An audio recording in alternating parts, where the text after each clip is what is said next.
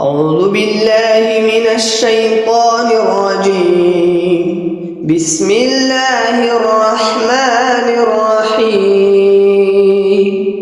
يا أيها الناس كلوا مما في الأرض حلالا طيبا ولا تتبعوا خطوات الشيطان إنه لكم عدو مبين. إنما يأمركم بالسوء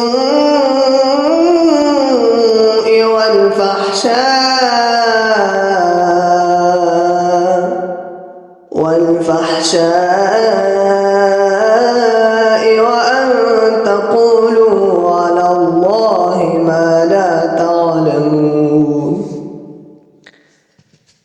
وإذا قيل لهم اتبعوا ما أنزل الله قالوا بل نتبع ما ألفينا عليه آباءنا أولو كان آباؤهم لا يعقلون شيئا ولا يهتدون.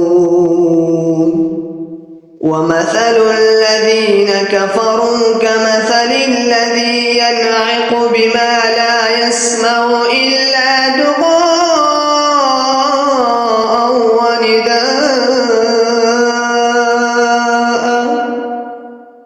صم بكم عمي فهم لا يعقلون. يا أيها الذين آمنوا كلوا من طيبات ما رزقناكم واشكروا لله إن كنتم إياه تعبدون. إنما حرم عليكم الميتة والدم ولحم الخنزير وما أهل به لغير الله فمن اضطر غير باع ولا عاد فلا إثم عليه إن الله غفور رحيم. إن الذين يكتمون ما أنزل الله من الكتاب ويشترون به ثمنا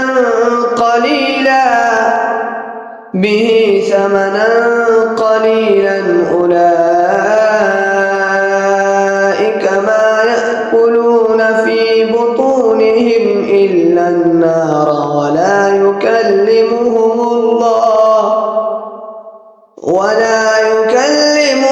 الله يوم القيامة ولا يزكيهم ولهم عذاب أليم.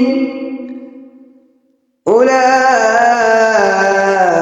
الذين اشتروا الضلالة بالهدى والعذاب بالمغفرة فما أصبرهم على النار. ذلك بأن الله نزل الكتاب بالحق وإن الذين اختلفوا في الكتاب لفي شقاق بعيد. صدقت يا رب العالمين.